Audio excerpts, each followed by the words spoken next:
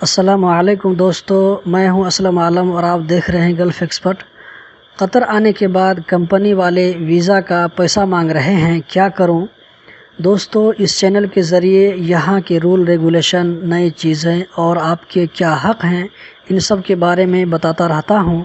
آج بھی ایک نئی جانکاری کے ساتھ حاضر ہوں جن کا معلوم ہونا آپ لوگوں کو ضروری ہے۔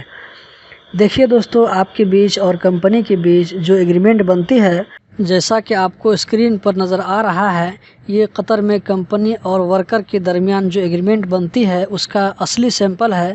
ایگریمنٹ اسی طرح ہوتی ہے۔ اس میں لکھا ہوتا ہے کہ آپ کو اپنے ملک سے آنے سے لے کر قطر میں کمپنی جوائن کرنے تک جو بھی خرچ آتا ہے، جیسے میڈیکل کی فیس، میڈیکل پاس ہونے کے بعد ویزا کی فیس، آپ کے آنے کے لیے ٹکٹ کا انتظام، قطر آنے کے بعد رہائش کا انتظام، رہائش میں بیڈ کے ساتھ جو بھی چیز چاہیے وہ سب ضروری سامان بھی شامل ہے۔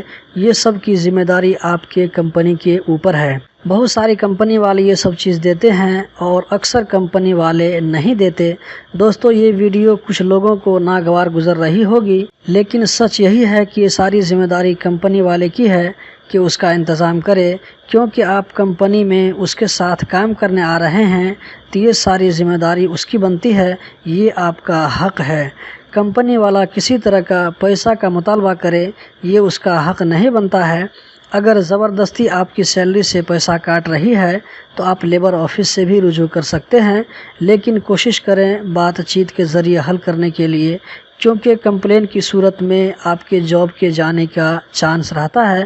آپ اپنے ساتھ کسی بھی طرح کی زیادتی یا ظلم کے خلاف لیبر آفس سے کنٹیکٹ کر سکتے ہیں۔